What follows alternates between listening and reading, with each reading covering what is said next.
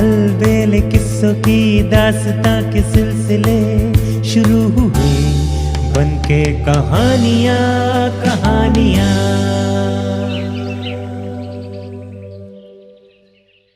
आइए सुनते हैं आज की कहानी बाघ और केकड़ा। बहुत समय पहले किसी जंगल में एक बाघ रहता था। जब एक बार वो अपनी गुफा बदल रहा था तो रास्ते में उसकी मुलाकात एक केकड़े से हुई। केकड़े ने हंसते हुए उसका अभिवादन किया और पूछा कि वह कहाँ जा रहा था। बाघ बोला, मैंने अपनी गुफा बदल ली है, इसलिए मैं दूसरे जंगल में जा रहा हूँ। पर तुम कहाँ जा रहे हो? केकड़ा बोला, मैं कहीं नहीं जा रहा हूँ, मेरा घर यहीं पास ही है, मैं अकेला ही रहता हूँ, मेरा कोई रिश्तेदार नहीं है। बाघ बोला, मेरी भी यही स्थिति है, मेरा भी कोई नहीं है। इस तरह वे दोनों पूरे रास्ते बात करते रहे और दोनों को एक दूसरे का साथ इतना पसंद आया कि उन्होंने जंगल में पास पास रहने का निश्चय किया। कुछ दिनों तो दोनों मिलजुल कर रहते रहे। बाघ हिरण का शिकार करता और दोनों खुशी से उसे मिलकर खाते। ये देखकर के केकड़े का मित्र बाघ है, अन्य जानवर उसे नुकसान पहुंचाने की हिम्मत नहीं कर पाते थे। एक दिन केकड़े ने बाघ से कहा, मित्र, मैं मांस खा खाकर तंग आ गया हूं। सच तो यह है कि रोज मांस खाने से मैं धीरे धीरे मंद अग्निग्रस्त होता जा रहा हूं। क्यों न हम कुछ समय शाकाहारी भोजन खाएं? चलो हम खुद खेती करते हैं। बाघ बोला, खेती करना कौन सा कठिन काम है? बाघ ने केकड़े की बात मानते हुए कहा। ये सुन केकड़ा बोला, मित्र, तुम गांव जाकर किसी धान के खेत से चावल का पौधा ले आओ, मैं तब तक जंगल में इस हिस्से की जुताई करता हूँ। केकड़ा मिट्टी खोदने लगा और बाघ ने पास के खेत से बढ़िया धान के पौधे चुरा लिए और उन्हें अपनी भूमि पर रोप दिया। जल्दी ही पौधों में से दोनों से भरी डंडियां निकलने लगी।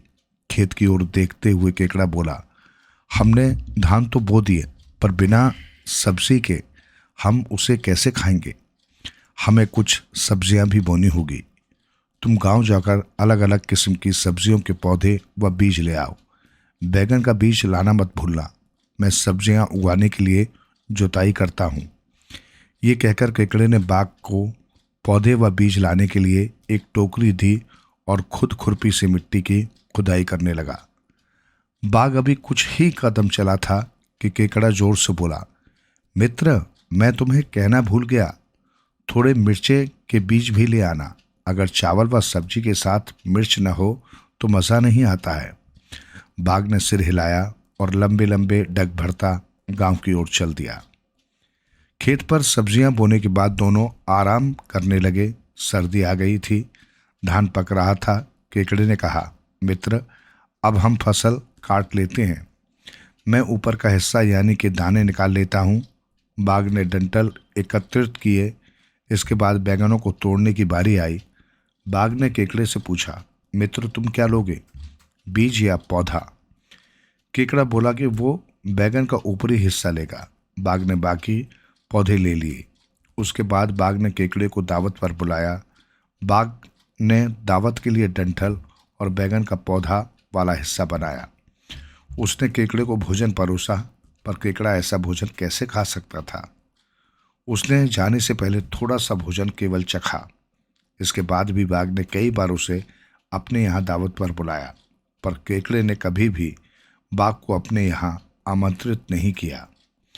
बाघ को जब इस बात का एहसास हुआ तो उसने केकड़े से कहा, मित्र, तुमने मुझे कभी अपने घर भोजन पर नहीं बुलाया, तुम भी मुझे किसी दिन दावत पर बुलाओ। केकड़े ने बड़ी चालाकी से कहा, मैं तो कब से बुलाना चाह रहा हूँ, पर मेरा घर इतना छोटा है कि समझ नहीं आ रहा कि तुम्हें कहाँ बैठाऊंगा। अगर फिर भी तुम्हें कोई दिक्कत नहीं है तो सुबह के खाने पर मेरे घर आ जाओ। अगली सुबह केकड़े ने दावत का इंतज़ाम किया। उसने स्वादिष्ट चावल व बैंगन का सालन बनाया। बाघ जब वहाँ पहुँचा तो केकड़े ने कहा, तुम मेरे बिल के नज़दीक बैठो, मैं तुम्हें चावल व सब्जी परोसूंगा, तुम खाते रहना। आखिरकार तुम मेरे छेद के अंदर तो घुस नहीं सकते हो। इस तरह केकड़ा अपनी मात के द्वार पर चावल और सब्जी लाया और बाघ बहुत स्वाद से उसे खाने लगा। केकड़े का मिट्टी का बर्तन बहुत छोटा था। उसने जितना भी चावल बनाया था उसे बाघ तुरंत खत्म कर गया। केकड़े को ये देखकर खतरे का एहसास हुआ। वो सोचने लगा, बाघ के इरादों को कोई नहीं समझ सकता। अगर उसका पेट नहीं भरा तो हो सकता है कि वो मित्रता को भूलकर मुझे ही खा जाए। उसके गुस्से से बचने का तो कोई न कोई रास्ता ढूंढना ही पड़ेगा। वो बाघ से बोला, तुम्हारे लिए बार बार चावल लाने से मेरी कमर में दर्द हो गया है और अब मैं चल नहीं पा रहा हूं। तुम अपनी पूंछ छेद के अंदर घुसा दो, मैं उसमें चावल व सब्जी के कटोरे बांध दूंगा। तुम पूंछ बाहर खींच लेना और खाते रहना। बाघ केकड़े के असल मंतव्य को समझ नहीं पाया और उसने पूंछ छेद के अंदर डाल दी। जैसे ही उसने पूंछ अंदर डाली, केकड़े ने उसे चिमटी से मरोड़ दिया। बाघ दर्द से चित्कार कर उठा और उसने पूंछ बाहर निकालने का प्रयत्न किया, पर वो असफल रहा। केकड़ा लगातार उसकी पूंछ को मरोड़ता जा रहा था। अब तक बाघ का धैर्य चुक गया था और वो इतनी जोर से चिल्लाया कि लगा जैसे आसमान फट जाएगा। फिर भी केकड़े ने उसे नहीं छोड़ा। संयोग की बात थी कि वहां एक किसान अपनी खुरपी से खेत में मिट्टी खोद रहा था। बाघ के चिल्लाने की आवाज सुनकर किसान अपनी खुरपी वहीं छोड़ डरकर भागने लगा कि तभी बाघ की नजर उस पर पड़ गई। उसने कहा, किसान भाई, कृपया मेरी सहायता करो, मैं बहुत तकलीफ में हूं। मेरी पूंछ बाहर निकालने में मेरी मदद करो। किसान बोला, मैं ऐसा कैसे कर सकता हूं? तुम एक बाघ हो, मैं तुम पर विश्वास कैसे करूं? जैसे ही तुम मुक्त हो जाओगे मुझे खा जाओगे। बाघ बोला, मेरा विश्वास करो, मैं वादा करता हूं कि तुम्हें नहीं खाऊंगा। मैं वादा करता हूं कि अगर तुम मेरी मदद करोगे तो मैं रोज तुम्हारे लिए एक हिरण मारूंगा। उसकी बात का विश्वास करते हुए किसान ने खुरपी से उसकी पूंछ काट दी और बाघ मुक्त हो गया। तब बाघ उसके कान में फुसफुसाया, मैंने जो वादा किया है वो पूरा करूंगा और रोज तुम्हें एक हिरण दूंगा, पर यह बात चाहे तुम जहां भी हो किसी को नहीं बताओगे। अगर तुमने किसी को बताया तो मैं तुम्हें खा जाऊंगा। किसान को रोज एक हिरण मिलने लगा। काफी दिन गुजर गए। एक दिन किसान बीमार पड़ गया। उसकी माँ ने उसका भविष्य जानने के लिए भविष्य बताने वाली एक बूढ़ी स्त्री को बुलाया। कुछ गणना करने के बाद वो बोली, अगर तुम अपने पड़ोसियों को हिरण के मांस की दावत दो तो ये ठीक हो जाएगा। किसान को जब ये बात पता चली तो उसने बाघ को 2 हिरण लाने के लिए कहा। दावत वाले दिन बाघ ने किसान के लिए 2 हिरणों का शिकार किया। सारे मेहमान खाने बैठे, पर तभी केले के पत्ते कम पड़ गए। उनमें से एक पिछवाड़े से केले के पत्ते लेने गया तो उसे वहां हड्डियों का एक बड़ा ढेर दिखाई दिया। वो व्यक्ति ये देख हैरान रह गया और बिना पत्ता लिए ही वापस आ गया। वहां बाकी लोगों से बोला, हम इस किसान के घर खाना नहीं खा सकते, ये कुछ खाता है। सब मेरे साथ पिछवाड़े में चलकर देखो कि इसके पास इतनी सारी हड्डियां कहाँ से आई। सबने जाकर देखा तो पाया वो आदमी सच बोल रहा है। उन्होंने किसान से पूछा, ये हड्डियां किसकी हैं? हमें बताओ, वरना हम तुम्हारे घर का खाना नहीं खाएंगे। ये उस जानवर की हड्डियां हैं जिसे मैं खाता हूँ, और कुछ नहीं। मैं इस बारे में और ज़्यादा कुछ नहीं बता सकता हूँ।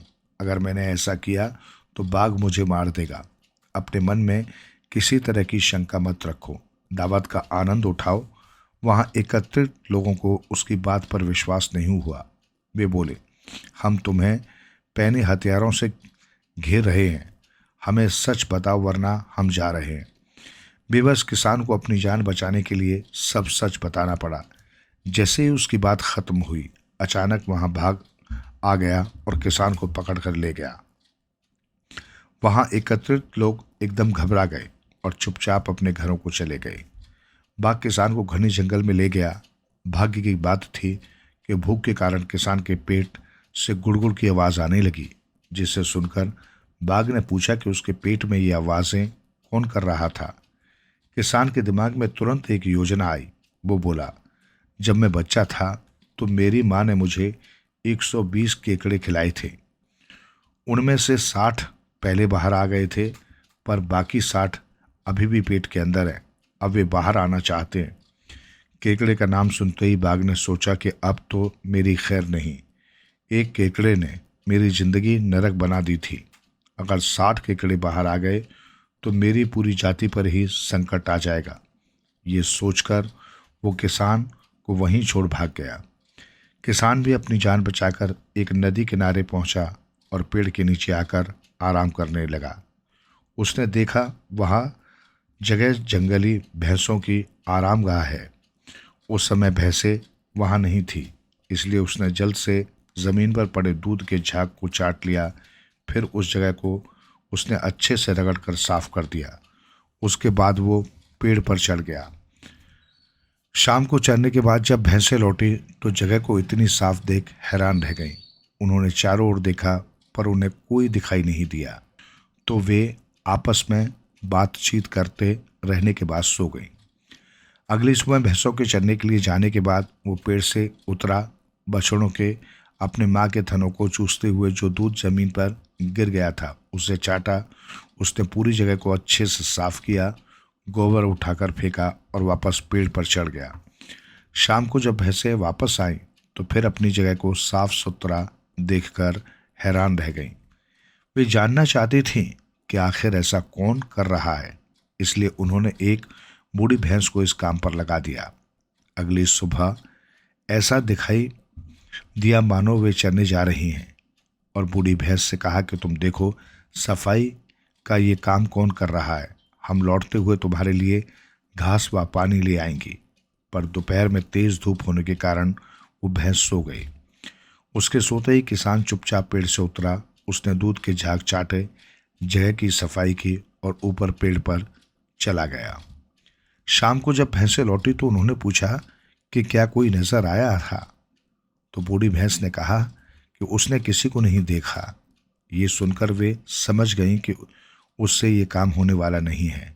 अगले दिन उन्होंने इस काम को एक मादा भैंस को सौंपा जिसे थोड़ा कम दिखाई देता था। वो भी दोपहर में सो गई और किसान ने रोज वाला क्रम दोहराया। उस भैंस ने भी कहा कि उसने किसी को नहीं देखा, तो उन्होंने इस काम के लिए अपनी मुखिया भैंस को नियुक्त किया, पर उसे भी दोपहर में नींद आ गई। किसान जैसे ही ऊपर पेड़ पर चढ़ने वाला था कि मुखिया भैंस की नींद खुल गई और वो उसे देखकर उसके पास गई। उससे पूछा, तुम इंसान हो या ईश्वर? पर जो भी हो फौरन नीचे उतर आओ। किसान बोला, मैं एक इंसान हूँ, मैं पेड़ से नीचे नहीं आऊँगा।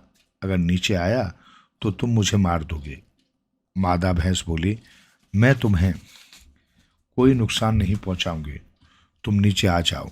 उसने उससे वादा किया। किसान नीचे आकर अपनी सारी कहानी उसे सुनाई तो वो दया दिखाते हुए बोली, अब से तुम यहाँ रह सकते हो। हम तुम्हें अपना स्वामी घोषित करती हैं और हम तुम्हें भोजन और आसरा देंगी। शाम को जब बाकी भैंसें लौटी और उन्हें पूरी बात पता चली तो उन्होंने खुशी खुशी उसे अपना स्वामी स्वीकार कर लिया। उन्होंने अंधी भैंस को मारकर उसके सींग किसान को दे दिए। वे बोली, इनमें से एक सींग दुख का है और दूसरा खुशी का। जब हम चरने जाएंगे और तुम खुशी वाले सींग को बजाओगे तो हमें पता चल जाएगा कि तुम ठीक हो, तो हम खुशी खुशी घास चरती रहेंगी। अगर तुम संकट में होगे और दुख वाले सींग को बजाओगे तो हम तुम्हें बचाने के लिए तुरंत वहां आ जाएंगी। तुम पहले की तरह ही हमारे रहने के स्थान की सफाई करते रहना। वक्त गुजरता रहा। वहां रहते हुए किसान बहुत खुश था। एक दिन जब किसान पेड़ की टहनी पर बैठा अपने बाल बना रहा था तो एक लंबा बाल नदी में जा गिरा। एक बड़ी मछली ने उसे निगल लिया। एक दिन एक मछुआरे ने उस मछली को पकड़ा। चूंकि मछली बहुत बड़ी और मोटी थी, इसलिए उसने उसे ले जाकर राजा को भेंट में दे दिया। राजा की एक सुंदर बेटी थी। मछली को काटते समय सेवकों को उसके अंदर से बाल मिला। उसने मछली के पेट के अंदर इतने लंबे व सुंदर बाल को देखा तो वो उसे एक छोटी सी डिब्बी में रख अपने कक्ष में ले गई और राजा से कहा कि वो उसी से विवाह करेगी जिसका ये बाल है, अन्यथा भूखी प्यासी रहकर अपनी जान दे देगी। ये सुनकर राजा परेशान हो गया कि आखिर वो इस इंसान को कैसे ढूंढे जिसका बाल मछली के अंदर मिला है। राजकुमारी के पास एक पालतू काला कौवा था। राजा की परेशानी देखकर वो बोला, महाराज आप चिंता न करें, मैं इस बाल के मालिक का पता लगा लूंगा, आप बस मुझे एक पका हुआ आम दे दें। पका हुआ आम देकर कौवा उस जंगल में गया जहाँ किसान रहता था।